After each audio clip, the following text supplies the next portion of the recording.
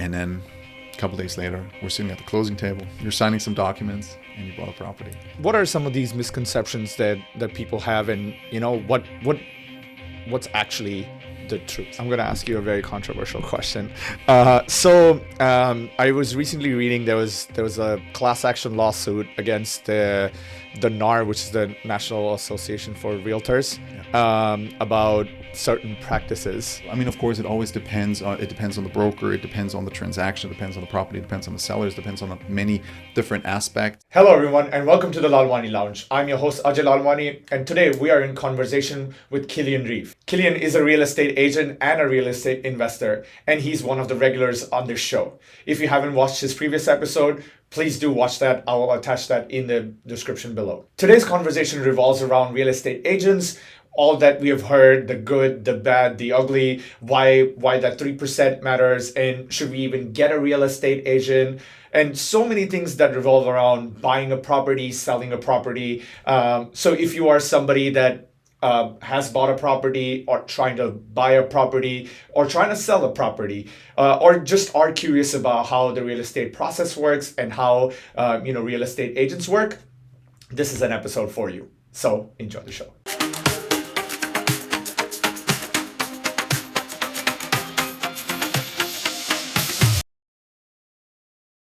Hey Kilian, how are you? It's been a while. I think about a year since you were on the episode. So thank you for coming back, and thank you for taking some time out to have this conversation with me. Absolutely. Thanks for having me back here. Yes, I think it was right around a year ago. Right. Glad to be back. Yeah. Welcome back. Now you're a Lalwani Lounge regular. There we go. So we can continue having great conversations over and over again, and hopefully learn new things every single time we sit down. Absolutely. Glad to be back. Yeah, for sure. So I remember last time you did talk about you being a real estate agent and a lot of things that you've done with real estate. So I thought we can actually sit down and have a conversation about what are real estate agents, what do they actually do, and why should we care about it? Because there are so many misconceptions out there, or so many ideas out there where you have people that say, oh, if I go without a real estate agent, I will save 3% on commissions, and if we negotiate and maybe get 1% back and see if we can use that against closing costs. So there are so many things where people don't have an idea of what they're paying for, essentially, right? Because they're doing most of their searches on Zillow, or they're going to do their searches on other searches on Google or something, and they're looking at properties, seeing it, and then they're like, what's the real estate agent actually doing? What does a real estate agent do? Right. So can you help us understand, what does a real estate agent actually do? Absolutely. So, I mean, as a real estate agent, your job, as a real estate agent, you can either work with buyers, or you can work with sellers, right? So let's say, for example, as a real estate agent, you represent a buyer, right? So, of course, a buyer is looking to purchase a property. So we would have a sit down, basically. You want to get to know your client, and you want to try and find out exactly what it is that they're looking for, right? I mean, of course, they're buying a house. They have a growing family, so they need more space. They're empty nesters, so they're downsizing, whatever it may be, right? You want to get to know your client's needs. What are they looking for? What area are they looking for? You want to work with them in regards to their budget. Of course, we have mortgage brokers involved as well, who identify, their budget. And then once you have a list from working with your clients, working with your buyers, of what exactly it is that they're looking for, then the search begins, right? You start looking for properties. You start looking for properties online. Of course, we utilize the MLS, but outside of even the MLS, I mean, everybody can use Zillow, can use the internet, of course. One of the great benefits of an experienced and well-networked agent is, of course, a network of agents that have coming soon properties on the market. I mean, right now on the market that we're in may not be so important, but back in the day when, during the COVID days, 2020, 21, when literally your property would come on the market and it would get 30, 40 offers and just fly off the shelves, it was very important to have some insider knowledge of a property coming soon. So you'd be the first one to know of that property coming on the market, so you can see it and kind of like have first dibs of the property.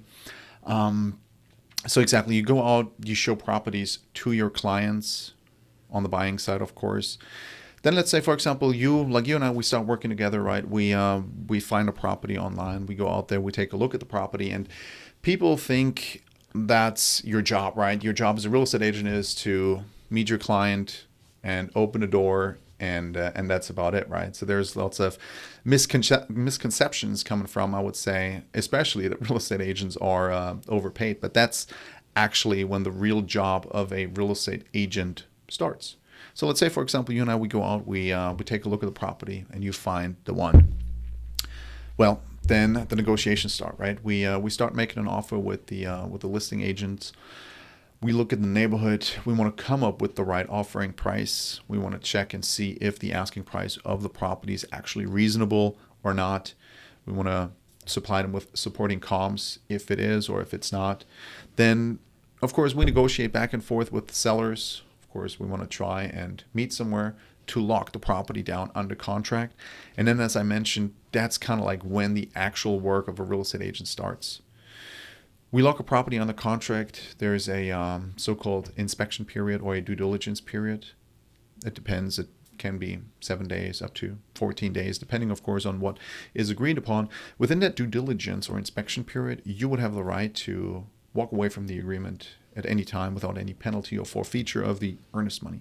Earnest money is usually due at the binding agreement date of the contract, usually about 1% of the asking price, kind of like a good faith money that shows the seller that you are, well, wanting to buy their property.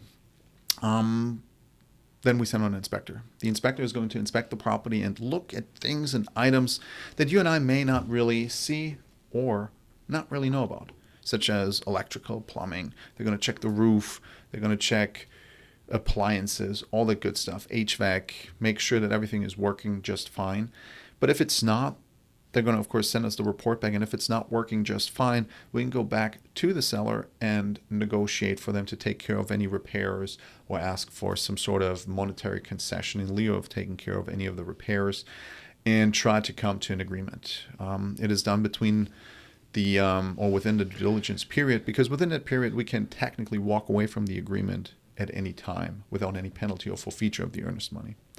Then let's say we come to an agreement. We pass due diligence and then we move on, basically, meaning we continue working with the mortgage broker and trying to make sure that the loan that you're applying for is going to get approved. Of course, that means that the buyer has to work with their mortgage broker, supplying them lots of information, W-2s, all the good stuff, all the information. And we have a financing period as well, during which the lender is going to approve you for the loan. Once that is done, let's say you're approved within 14 days for the loan, we have a appraisal contingency as well. Within that appraisal contingency, the lender is going to send out an appraiser who's going to give his professional opinion on the value of the property as to whether or not the appraised value meets the contract price. If it does, great. If it does not, and we are within the appraisal contingency, we can technically go back to the seller and renegotiate for them to lower the contract price down to the appraised value. If it's appraised, everybody moves on, and then a couple days later, we're sitting at the closing table. You're signing some documents, and you bought a property. Lovely, lovely. So you did talk about some misconceptions that that people have about the real estate agent, and you said a lot of times, your work actually starts after the buyer has actually set their eyes on a property, right? So what are some of these misconceptions that people have, and what's actually the truth? Well, I would say one of the big misconceptions is that real estate agents are highly overpaid, right? But then again, as I mentioned, as a buyer, let's say you're representing a buyer, your job as a real estate agent is not just to open a door and show a house and hope your buyer likes it and they're going to purchase the property, and you're going to bank your commission, and you drive off in your convertible Porsche. That's not how it goes, right? So Really? I thought that's how it works. I know, right? I know social media and television tell us different. But contrary to popular belief, that's not how it actually works. So let's say, for example, I just explained to you how it works representing a buyer, right? Right.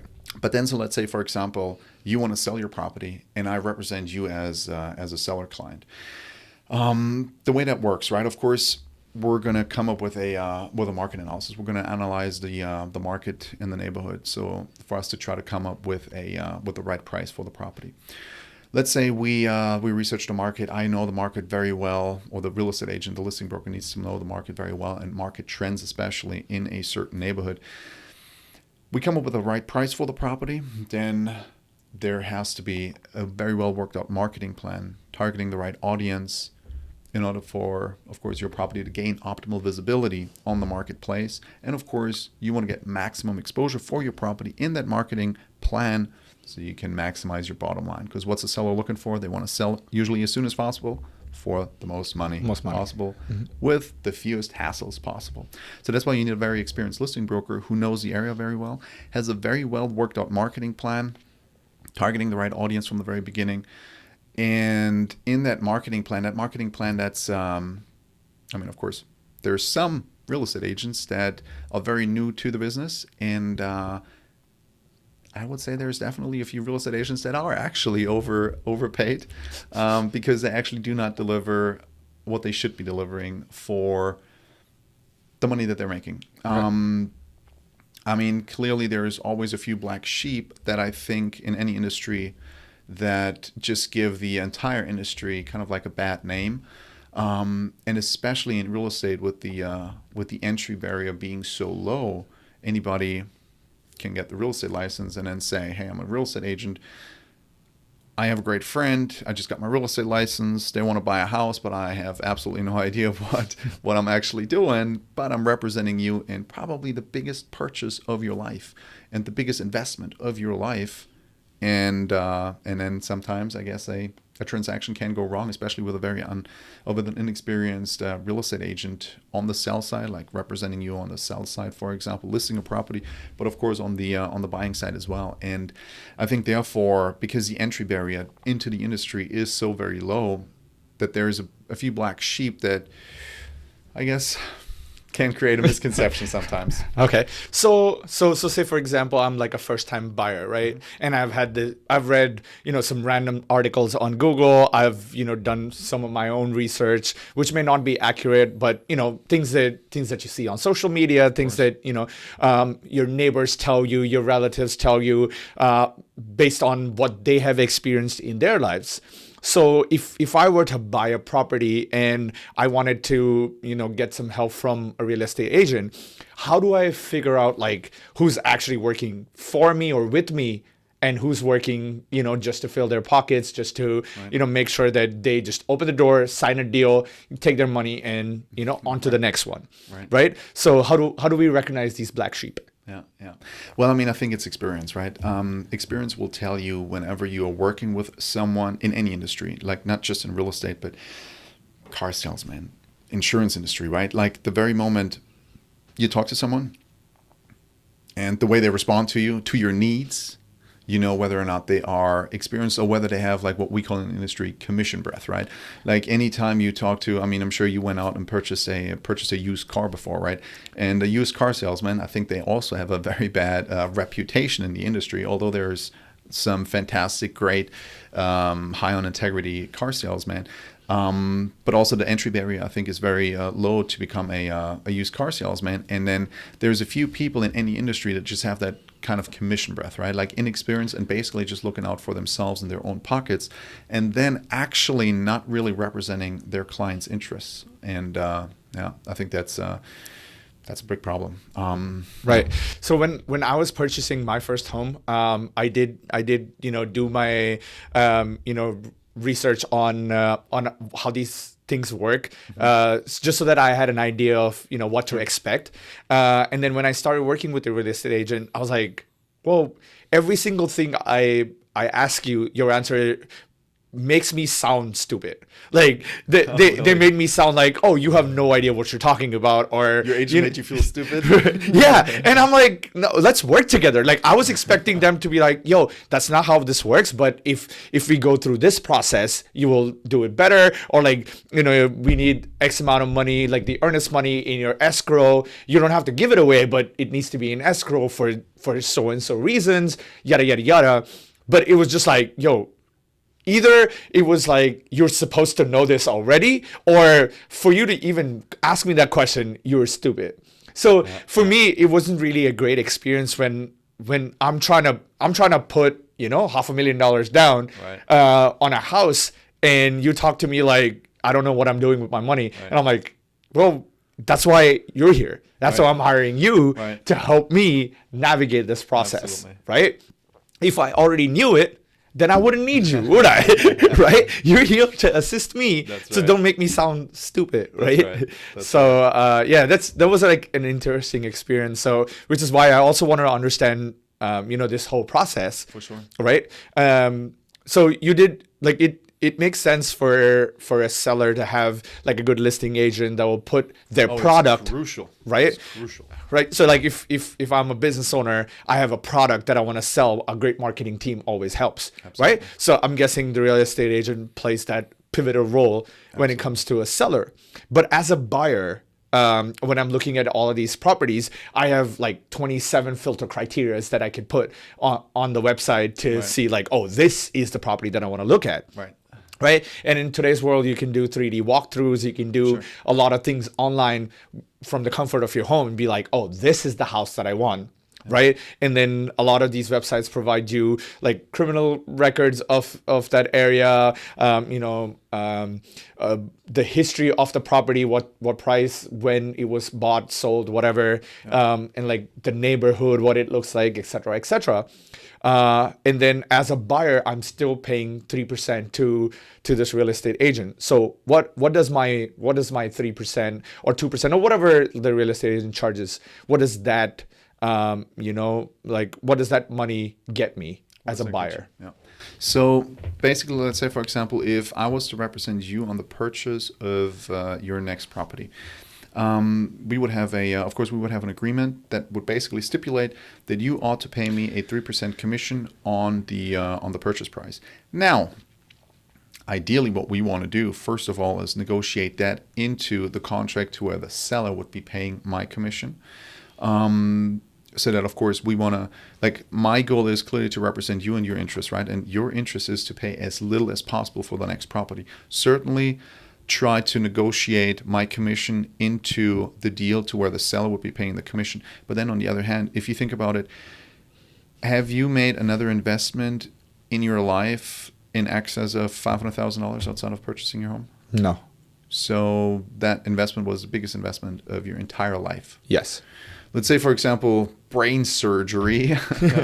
Wow. Would be. I'm not comparing buying a house to or being a real estate agent to being a brain surgeon. However, brain surgery is a very serious undertaking, and you would not want to have a doctor who is inexperienced or charging less to do that. Now, would you? Absolutely not, right? No. So if you think about it from that angle, right? And again, I'm not saying being a real estate agent is anything similar to that. However, investing $500,000 of your money is the biggest investment that you probably will ever make, or maybe ever make in your entire life. So you want to be represented in the absolute best way possible, and of course, therefore, you need to have a professional by your side. We have seen many deals, many transactions where a buyer thought they can save and go unrepresented. What ended up, they either didn't get the house and lost their earnest money or lost some more money. We had a transaction where a unrepresented buyer lost $15,000, and another one where he actually closed on the property but didn't know exactly what to look for during the inspection, and then was looking at a $50,000 renovation bill for the property because of some things that were just basically missed. So for the real estate agent representing you as a buyer, for example, outside of finding the property, you can find your property online. That's not why you need a real estate agent. You need a real estate agent to come up with a market analysis for the property. You see the price, for example. A real estate agent is going to come and work with the other side, with the seller, trying to get them down as much as possible, negotiate. That's what we get paid for. You negotiate with the sellers. You try to get them down on the price. You want to lock them down as low as possible, clearly, and then you get into the nitty gritty of the transaction, the inspection of the property, and then you still have another angle to negotiate with the seller, either to do some repairs, update the HVAC, get a new roof on it, whatever it may be, or just ask for a monetary concession. And having a professional by your side is absolutely crucial.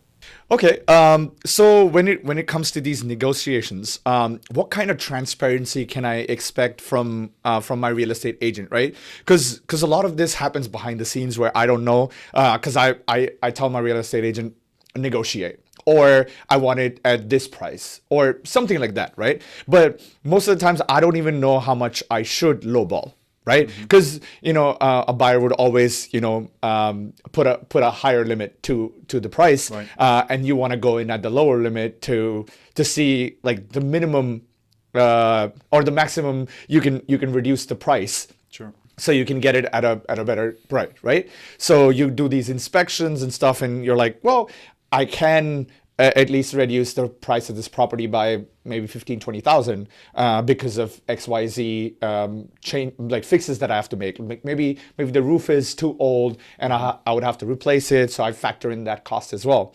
Right. And then your real estate agent says, well, cannot do it. The seller is not agreeing to it. But how do we get like transparency into, is the real estate agent actually trying to negotiate? But can we ask them, like, CC us in our emails or whatever? So, I mean, it all, I would say, goes back to the real estate agent, whoever you choose to work with, in kind of like vetting who you're going to work with, right? Like, of course, integrity. Integrity is a very, very big aspect in wanting to work with any professional in any industry, right?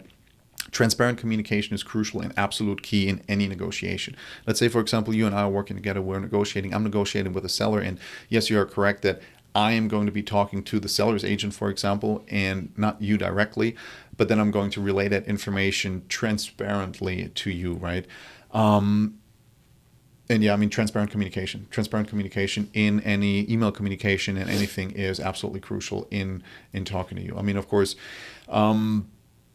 any conversation that you're not part of, that basically your real estate agent is having on your behalf with the other side, needs to be transparently communicated to you. 100%. Okay. So yeah, that is like a valid expectation to have from your estate Absolutely. agent, right? Absolutely. Right. Okay. But I mean, I would say, since the entrance barrier into the industry is just so low, there's a lot of people that may not have such high integrity, or and just fall short of some of those qualities. Okay. So you did mention a couple of things that can go up and down. So what are some of the challenges that you face as a real estate agent, like in terms of like either buying or selling a property? Are there some challenges that kind of stick out? Oh, absolutely. I mean, challenges. I mean, people think a real estate agent is in a real estate business, but that's not how I see it. I see it as I'm in the people business, right? I'm in the people business because I get to deal with people every single day, right? And I get to deal with people with their most, or with the biggest financial investment or biggest financial sale in their entire life, right? So let's say, for example, you want to sell your property. You put a lot of blood, sweat, equity into the property. You painted it. You laid the floors. You renovated the kitchen yourself. You created memories worth a lifetime in here. And now the real estate agent is trying to tell you, well, it's actually not worth as much as you think it is, because oftentimes, most of the times, the seller thinks their property is the best property on the entire block, on the entire street. But that's just how they feel. That's not how another person actually objectively views the property, or looking at comparable sales. That's not how it is. So then, of course, you got to navigate, you got to deal with the emotions of the other person, because you're not in a business to business, or you're not selling business to business, you're not in a B2B business. It's much rather, to a customer, right? Like, the end consumer is basically your customer as a real estate agent. So you got to navigate with their emotions, their emotional needs, and you got to come to terms with that with your customer, basically. So those were some of the challenges that you face as like in terms of like buying or selling properties. But let's kind of circle back on real estate agents in terms of selling a property, right? So you're essentially my marketing team. You're gonna make sure that everything that I have to offer looks beautiful on paper, so that whenever a buyer is looking at it, they see, oh my God, such a beautiful property. Right. Let me go buy it. So do you also do one of those 3D walkthroughs and clicking photos and writing up the description of all of these things? Absolutely. So like in a marketing plan also has a lot of different aspects, right? So you come on a market, you want to prepare the marketing plan. You get a professional photographer in, they edit the pictures. You get a video walkthrough, drone pictures. We nowadays have a 3D walkthrough where they basically set up a camera throughout the entire property, and then online the end consumer, the buyer, can basically just click on that link and then just basically walk through the entire property. We create websites for the property itself, like a property listing, where they can actually do those walkthroughs, where we have staff, like 24/7 staff available to chat with, ask questions. It shows walkability to schools, grocery stores. It even shows the weather on there. They can schedule a direct call with me. They can schedule a viewing with me directly. All of that is of course like part of a marketing plan. And then outside of that, nowadays of course everything is done online, right? The internet is clearly crucial in any marketing plan. It needs to be a very, very big part in any agent's marketing plan. So we utilize artificial intelligence to where we're basically trying to hone down, trying to emphasize the right audience the right group of buyers for a specific listing, and then basically putting the efforts into marketing that very product directly towards that audience. There's targeted ads on Google, there is social media ads. You'll be scrolling through your newsfeed and then see an ad pop up of your property, for example. You click on that ad takes you to the property website. There's fantastic things that we can do online, and not many agents actually utilize and tap into the resources that they actually could tap into. Of course, inexperience, or some are just lazy. But of course, if you want to remain on top of the game, you always got to adapt and change with the market, adapt to the market, and you always got to adjust to technological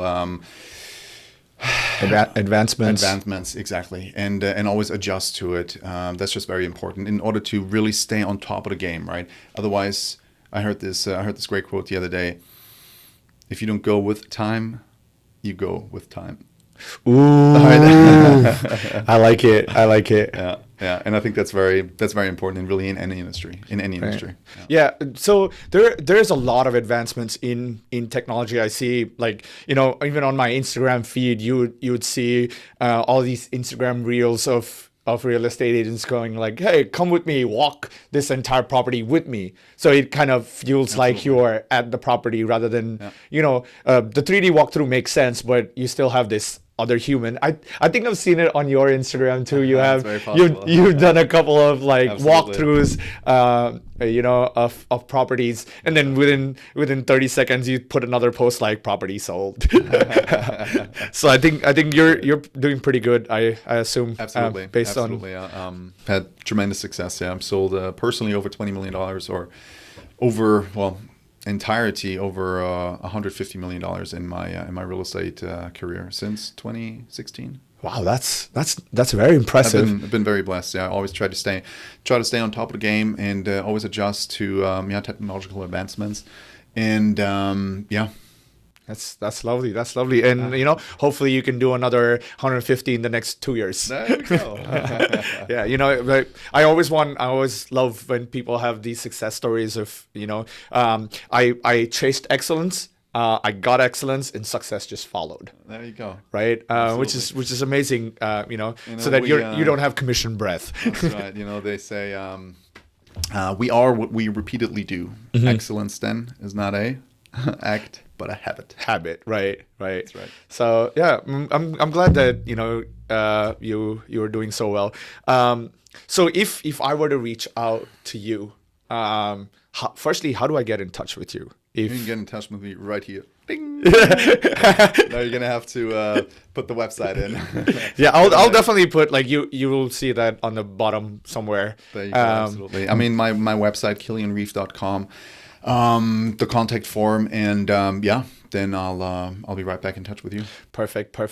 And what are some of the things that I as a buyer need to have before I even start looking for properties? Like, is there something that I should know beforehand? Like, I know a lot of real estate agents ask you to get a pre-approval for the loan, but are there other things that that you would like to have before even starting the process? I mean, really, the most important thing I would say is a pre-approval letter. You got to talk to a mortgage broker to see whether or not you can even qualify for a mortgage, and if yes, then see how much, right? And once you know that, just basically find a good real estate agent that you can trust, that has lots of experience, that you feel comfortable with, that you kind of like vibe with, of course, and then go out, start looking for properties. Don't be shy and ask questions. If it's a great real estate agent, of course. They're going to tell you, and you're going to be in great hands. Perfect. And this works for personal property and investment properties. Absolutely. Whichever. Yeah. Okay. I mean, of course, there's different agents. There's going to be some agents that usually only deal with residential and not so, or like on the residential side, but not so much with the investment deals. But of course, asking questions, vetting your real estate agent who they've worked with before, what kind of experience, what niche they specialize in. That's very important to find that out and to know that. Okay. So I'm going to ask you a very controversial question. I was recently reading there was a class action lawsuit against the NAR, which is the National Association for Realtors, about certain practices. So firstly, before making any assumptions, I'm pretty sure you know about this lawsuit. So Absolutely. Can you set a baseline as to what the lawsuit was? Absolutely. So it was a antitrust lawsuit, a class action lawsuit against the National Association of Realtors. And it got settled at a $420 million bill to the National Association of Realtors. The lawsuit started out in Missouri. In Missouri, they have different contracts than we do have here in Georgia. So basically what it was is that out there, it is not being disclosed to a seller how much the seller is going to pay a buyer's agent. And so therefore, the antitrust lawsuit, as an antitrust reads, is that the listing agents or the real estate brokerage companies out there, they conspire together to inflate artificially the sales commission of a buyer's agent to a 3% commission. Then just many copycat lawsuits followed throughout the United States. We have one here in Georgia as well. The National Association of Realtors, they made up a rule that saying that in that $420 million settlement, every privately owned or every brokerage company is protected if they do less business than $2 billion. Now, my company, for example, Atlantic Communities, we sell over $2 billion in a year, so we're not included in that. So now it's just, I mean, it's very controversial, I would say. I mean, I read something about that the other day where it said, one of those memes where attorneys get together, and put together a class action antitrust lawsuit against the real estate industry, saying that they artificially inflate a 3% sales commission to a buyer's agent, while they're banking a artificially inflated 30, 33, 35% commission on their settlement, right? Which is very, I guess, ironic. But yeah, I mean, we have had some changes here in the industry. The biggest change is really that before, if I was to represent you as a buyer and we're looking for properties, usually the seller pays the buyer's agent's commission, meaning technically, or oftentimes in the past, a buyer would not have to compensate the buyer's agent their commission because it was being paid by the seller. Now, and that said commission to the buyer's agent would be displayed in the MLS. But then, of course, it was an antitrust lawsuit saying that buyer's agents were, I guess, antitrust lawsuit was because if there was a listing that offered less than a 3% commission, some buyers agents would be hesitant in wanting to show that property to their prospective buyer. And exactly, that's basically how it came together. Now what has changed, while in most markets here in the Atlanta area, most of the sellers are still offering a buyer's agent's commission, it is now not allowed to publicly advertise that, meaning the MLS does not show it anymore, how much it is being offered. So now if you want to take a look at a property, then I'm just going to give the seller's agent a call and ask for the how much they basically offer in a buyer's agent's commission. That's basically the biggest change. Okay. So I as a buyer would never know how much you're getting paid from the seller. You would just basically ask me. And I would hope that you tell me the truth.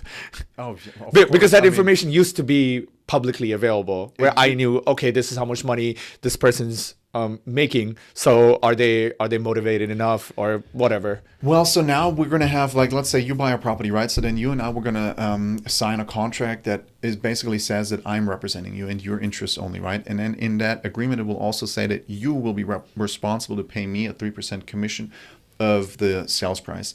And clearly my interest is to represent, or my job is to represent your interest, right? So then basically we find a property and let's say that seller's agent or that seller is not offering any commission. So I go back to you and say, hey, look, they want $500,000 for the property, but they're not offering any commission to me, meaning you would then basically be responsible to pay me a 3% commission. So why don't we offer X, Y, and Z, including a stipulation that the seller will pay the buyer's agent's commission? Okay. So, okay. Or they may be offering a 2% commission, for example, to a buyer's agent. And I go back to you and say, hey, look, they're offering a 2% commission, but our brokerage company needs a 3% commission. So we can either go back to the seller and ask for a 3% commission, or you pay 1%, like the difference of that.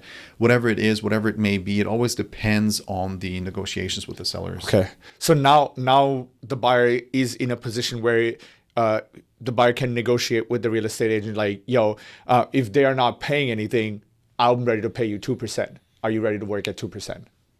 Exactly. So now even the real estate agent's commission now becomes like a thing that you can negotiate with the real estate agent. Absolutely. However, that has technically always been the case, right? However, of course, it was an antitrust lawsuit, but the antitrust lawsuit was basically against those real estate brokerage companies that were, well, I guess artificially keeping the commission, the sales commission to buyer's agent at that same level. But even before that, real estate commissions have technically always been negotiable. But that was never really common knowledge, right? Because when I was trying to buy a property, for me, I had this understanding that it's 3% fixed. Like it's just like the industry standard and that's what we pay. Well, I mean, it's industry standard, but I mean, there's always discount brokers, right? But I mean, I wouldn't necessarily say that it's going to be hard to find an agent who does it for less. There's always going to be somebody who does it for less. But the question is that going to be worth it? If you, for example, go out and try to negotiate with a buyer's agent that you only want to pay them a 2% commission, are they going to be motivated enough? Is that going to be that professional, experienced agent going to be working for you, representing your best interest? Or would it make sense for you to actually work with another experienced broker and say, hey, look, we work with you, your standard, my standard, for example, like a 3% commission, but I know what I'm doing, and I'm going to negotiate with the sellers in a way where you think you would be saving a percentage in the commission.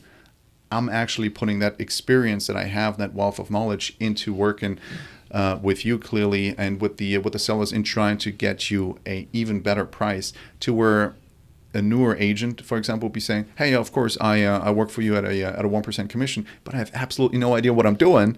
Sellers say $500,000. Hey, it's $500,000. You really want that property? Let's just sign it. It's okay. To where an experienced broker with a wealth of knowledge goes back to them, goes through the nitty gritty, the market analysis, the market trends, works with the sellers, as we've done it for, or a couple hundred times before, if not 1,000 times before, and get them down, for example, on the price to $480,000, and then the $20,000 savings directly to you would be worth much more than saving a 1 or 2% commission on the sales price of the property. So that's something that is extremely important on both the buying side, but also on the listing side. If you, for example, want to list your property and you want to sell your property, you really don't want to hire a discount broker, because a discount broker is not going to put much effort into a marketing plan, but you need a great marketing plan, optimizing visibility on all marketplaces, ensuring maximum exposure to really up your bottom line, especially in a market that we're in today. And they're not going to do it for less. You know what I mean? Right. Like, just like a tattoo, you don't want to go to a cheap tattoo artist, and because you're going to carry it throughout the entire time. What I said earlier with the brain surgery as well, you don't want to go cheap on the most valuable, most important, biggest investment of your entire life. Right. So I was actually gonna ask you about this as well. Like a lot of these real estate agents tell you like, oh, we'll give you 1% back, or we'll give you 2% back against closing costs, right? Or we can like, I've also heard like a lot of real estate agents actually get the seller to help with the closing costs. But keeping that aside, we're talking about the commission. Do you really think that it makes a huge difference for the real estate agent to just give up 1%? Does it actually affect the closing cost to a point where you need to actually negotiate it, or does it not make that much of a difference if the real estate agent does his job right? You mean like you mean that 1%, if for example, like a buyer's agent is given a 1% rebate to the buyer? Well, I mean, usually, you can't really just say it in general like that, right? I mean, of course, it always depends on the broker, right? But a very experienced broker with a wealth of knowledge can get you much more from the seller than just that 1%, right? If, for example, you work with a broker who says, sure, I'll give you a 1%, 2% rebate or something like that, which is 30 or even 60% rebate on their earned money, right? That would be, or that is, clearly, that's a big chunk of change.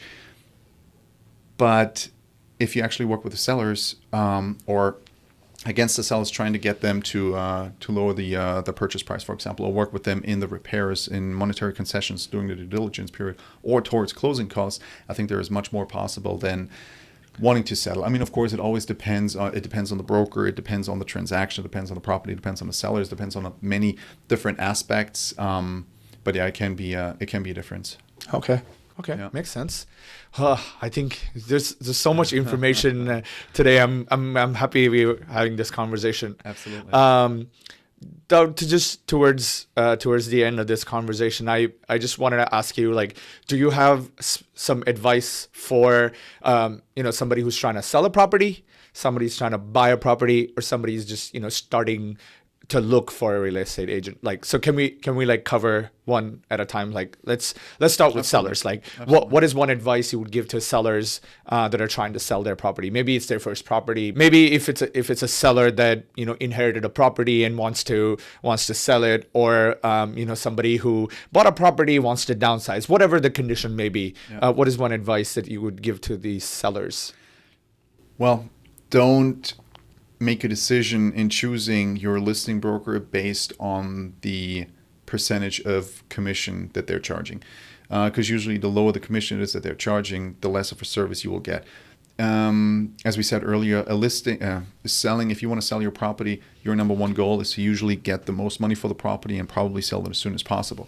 That's why you need an experienced broker. And how do you find an experienced broker?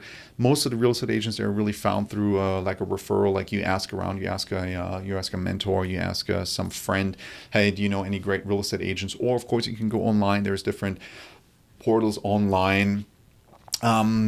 You want to do some research online. Of course, they need to have a great website. They need to have reviews, online great reviews, and you can set up a meeting with the real estate agent, for example. Of course, they want to, invite them to your home. They're going to give you a listing presentation, and you want to see what kind of marketing plan they do. And of course, you're gonna get a feeling of whether or not that person, or whether or not you feel that person is going to have what it takes to get you top dollar for your property. Okay, makes sense. And then an advice for buyers. Like, what do they need to keep in mind before buying mostly their first property, because most people in today's world just buy one property, which is their home, right? So most of them are first time buyers, right? So what would be one advice that you would give to these first time buyers? Well, I would say it's very similar, right? I mean, you want to ask some friends or some people that you trust, coworkers, whoever it may be, to see if they know a good, or if they have had some great experience with a good real estate broker. And then also, get on the phone with them or go grab a coffee with them, kind of like have an interview with them, try to see how you vibe with them, because you're going to be spending some time with them in person, looking at properties, but also on the phone, of course, talking. So you want to have a good connection with them, but also most important is that even outside of like the commission and everything is, do they have what it takes to find and negotiate, to find the right property for me, negotiate on my behalf? And are they actually that type of person that can go back to the seller again and again and again in order to really get the price down and do all of that for me and or basically on your behalf to represent your interest? That is, I would say that's that's really the most important part. Perfect. So basically, work with a real estate agent like you would work with, any employee or somebody, where you sit down, interview, and make sure that they understand what you're looking for, and get on a very personal level so that they understand what is exactly expected from what you're trying to make as your home. Exactly, and try to be very specific in communicating what it is that you're looking for, what your needs, what you're looking for, what you want, and then see how they respond, if they can deliver to that. Okay. Perfect. Thank you very much for all that information, and I think we covered a lot of things today, and hopefully people have better understanding of what real estate agents do, and if they need something that works out for them, and definitely I'll have your links in the description and everything, so that whenever people want to buy stuff, they can reach out to you, and Perfect. you can help them out. Perfect. I think that sounds great. All right. Thank you very much. It was lovely having you again. I appreciate it, my friend. And hopefully we can have you again for another follow up. Like maybe we can talk about flipping houses at that point. There we go. All I right, appreciate it. perfect. Thanks for having me. All right. Thank you very much.